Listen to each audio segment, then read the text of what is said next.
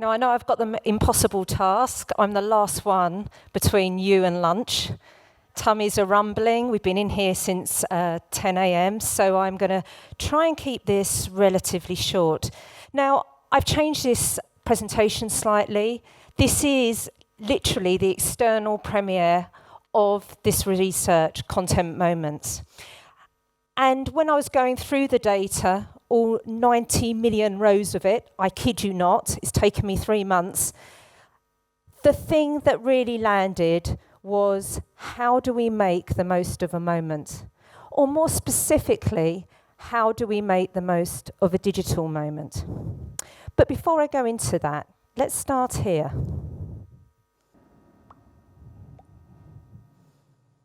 A goldfish swimming around the screen, a mighty big screen.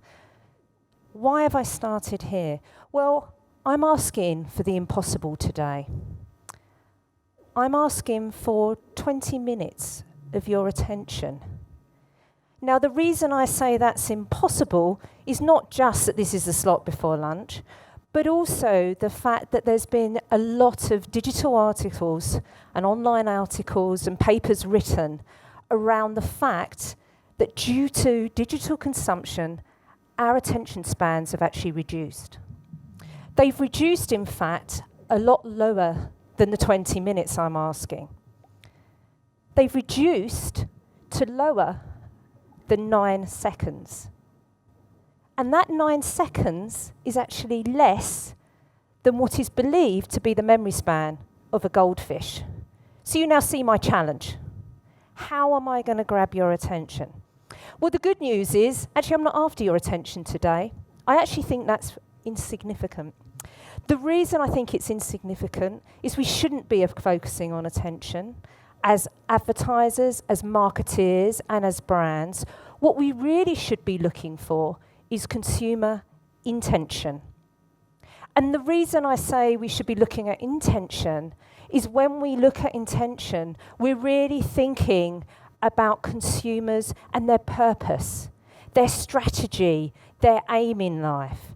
And as we sit here as marketeers or brands, what we're trying to get to is we're trying to understand that purpose and make sure that our marketing messages align with that. And the great news for us in this online space is that online attention is actually growing. These are actually UK figures from Comscore, looking at the top 20 sites, which equates to 53% of all online consumption. And what I did was code that depending on that site and depending on the purpose behind it. So if it's a site where there is practical parenting takeaways, or gaining inspiration for travel destinations, comparing and contrasting the latest smartphones in terms of their format and form, they're in that intentional box. If it's just browsing for killing time behaviour, then they're in the non-intentional. And as you can see from this chart, we've gone from 59% up to 2/3, 67% intentional. But this doesn't actually hold true just in the UK. It's the same across Europe. We see across the EU5 that intention takes that lion's share. So then what I wanted to think about was, how do we really extract that intention? How do we capture consumers' imaginations in this space? And how we do that is literally by seeing and understanding how we can learn about consumers intricately. Now, what we need to learn about is how consumers are multifaceted. So we shouldn't be putting ourselves in one targeting segment or one box. We've got to think about the complexity of us as consumers. We just heard that fortunately humans are going to be around for quite a time. AI is not taking over, and that's because our brains are complex, and so are we. When I take myself as an example, I'm a woman. Well, I was last time I checked. I'm aged 45 plus, unfortunately. And I'm also a business lady. That may not say that much about me, but what if I add on to that I'm a mother, a mentor, and a keen traveller that's been over 90 countries? Perhaps the things that you would talk to me about start to differ. and change. And that's exactly what we need to understand about our consumer base if we really want to make marketing messages count, not be intrusive, and really kind of get in that conversation. Now, I believe our content moments research can do this. How does it actually do that? Well, it's a multivariate segmentation. What that means is there is a number of drivers that make up this data set. It starts with the motivation.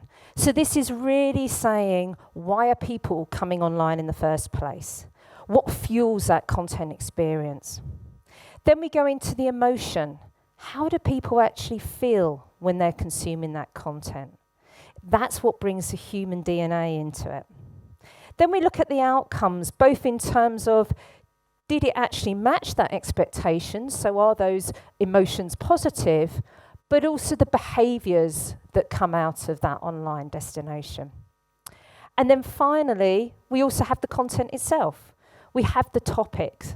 We have the format that content was in, to really bring that together. Now, this data set is global. We actually covered 15 markets, 60,000 consumers, and therefore we're looking at over 118,000 moments. We covered the whole of the EU5 individually, as well as the Nordic regions, and you see the other markets on there. And what that data did was enabled us to create a unique content segmentation. What we found was there was 8 content segments, and these are consistent across the globe. Starting with Inspire.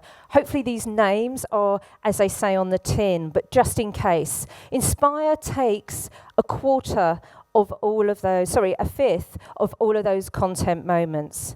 And that's really looking for fresh ideas, new perspectives, trying out something new. Then we have Delight at 19%. That is looking at heartwarming moments, things that really provide us with self-assurance in what we're consuming. Then we have Find. This is where we're in problem-solving moments. That's where we're really researching specific topics. Connect is where we share stuff with others. Observe. This is where we're sitting back and just observing feeds and data and content around us during downtime. Entertain, kick back and relax for entertain sex, and also thinking about how we sit there and stream films. Inform, this is where we really are staying up to date with current affairs, with news headlines, sporting fixtures. And then Comfort, where we seek support or reassurance. Probably no surprise that this area is growing. Now, content moments, as I said, reflect the fact that people are multifaceted. It helps us see those different needs. And what I find interesting about this data set is what we start to see is those nuances across the day. So if we look at the global trends and we start in the morning when we wake up, I am definitely not alone in the fact that the first driving motivation for me is inform. I have my smartphone by my bedside table, and the first thing I do in terms of an online moment is pick up that phone and look at those news headlines to really kind of get abreast of what I've missed overnight. As we go towards lunchtime, that's when we have some time out to actually seek some self-assurance and think about things, whether that's thinking about new career perspective, fitness goals, and the world around us. Afternoon, after lunch, is really when we're getting into that problem-solving mode of finding out, seeking out solutions and identifying the sites that we would deal with there. In the early evening, that's when we want to kind of have some heartwarming moments, have a bit of uplift before we go into the night time. And probably no surprise, as that evening moves into night, we're really in that kickback and relax mood. We're in pure play entertainment, whether that's streaming films. It's also where gameplay, such as that on Xbox, really kind of comes into the fore. And then, if we're awake in the early hours of the morning, we're really seeking comfort. When I'm awake, I'm at that point of Skyping my best friend in Australia, talking about anything and everything. It's where we're trying again to get that self-assurance, that reassurance, and quite frankly, take our mind off the things that are keeping us awake at night. So that just starts to give you, this is one day, how many inflections that we have during that day. Now, when you think about marketing strategies and the content, that content has to evolve with people's needs, with people's behaviours, with people's emotions. This is a crib sheet. I'm not going to go through it now, but what it starts to show you is a sort of the inflection there, the anatomies of the moments as they exist in terms of their motivation, their outcomes, their formats, and the topics where they all sit. Now, interestingly, we did a similar study back in 2016 amongst 8 markets. So when I compared those 8 countries to the same 8 countries now, what I really did see is that shift in intention. So aligning back with the line chart that we had at the beginning, we see that reflected in this data. The top 5 growing motivations are very practical in their outlook. It's about envisioning and planning for the future, comparing and evaluating different ideas, getting support and advice, being among the first to find something new. It's about practical takeaways. So there's a definitive movement towards purposeful motivations. Why is that? Well, it may be due to some of the negativity that's come out around screen time that people are post-rationalising their behaviour a little bit. But also it just shows the purposeful nature of why people are going online. And to complement that, the 3 motivations that are in decline on a global level are those that are very emotionally driven. Killing time because I was bored or I had nothing else to do. For a laugh, to be able to enable relaxation. So therefore what we see is as brands is how can we become purposeful? How can we have that meaningful relationship with customers and not be seen as noise and clutter, but be seen as something that will enable and help consumers in their lives? And why should that matter?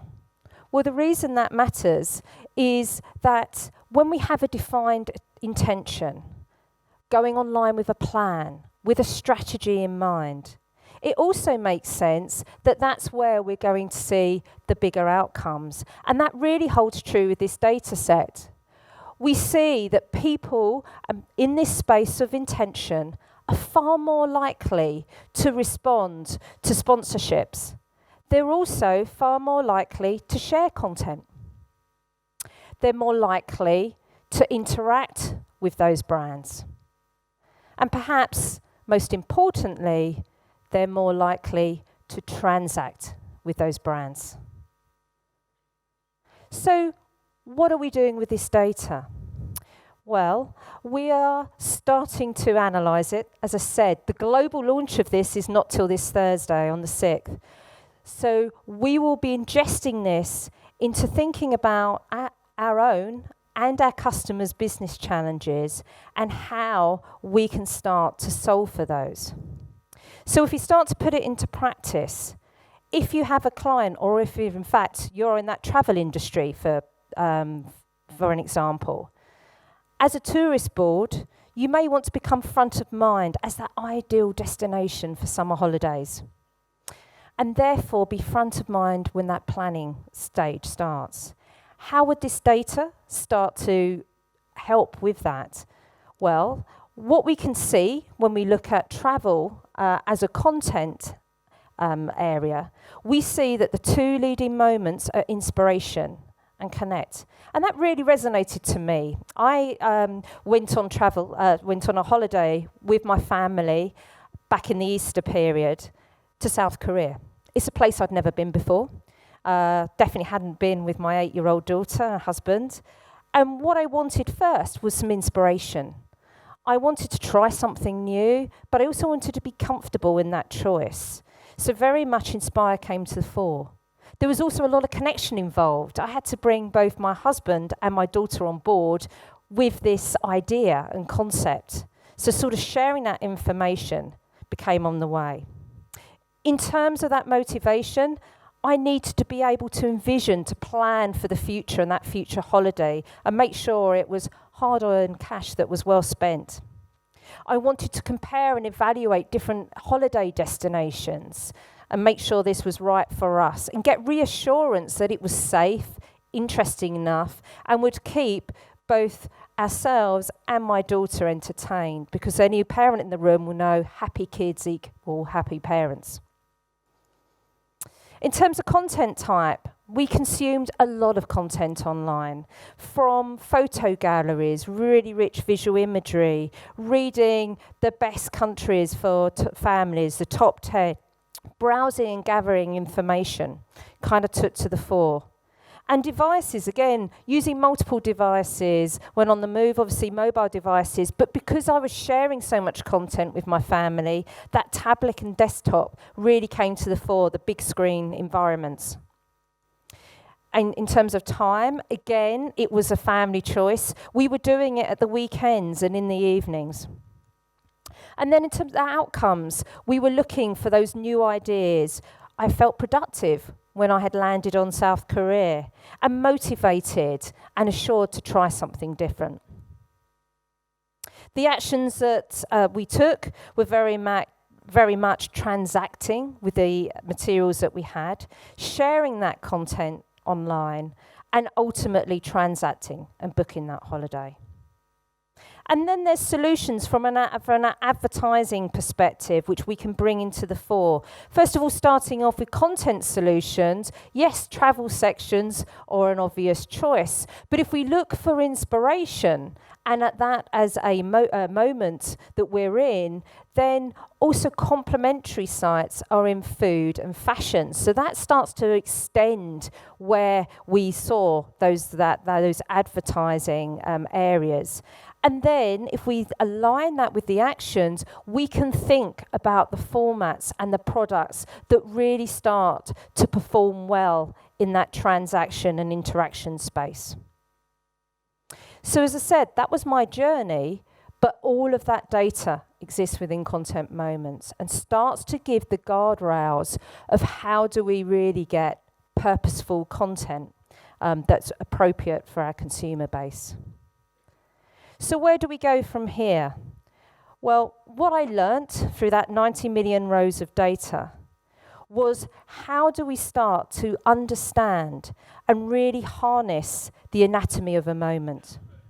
Because that's what's really essential when we want to capitalize on consumer curiosity and really embrace that intention. We really need to seize that moment and think about what moments best fit your brand, aligning with those consumer motivations to create a winning digital strategy. We need to adapt the message and the format to extend that reach beyond just the immediate content areas that are logical to where else do we share those motivations, those needs, those drivers to really get in those moments that matter. We can utilize the data to start to anticipate the outcomes and take action that makes it easier for the consumers to really have the action that they want, be that transactional, be that being more informed. And last but definitely not least is very much around this as a complement. This data starts to give some defining guardrails around content consumption, but does not remove the need for creativity. And so therefore, it's aligning that content strategy with that consumer experience. Thank you for your attention today, but more importantly, thank you for your intention for actually joining with us in using data such as this to really help inform your content marketing strategies. Thank you.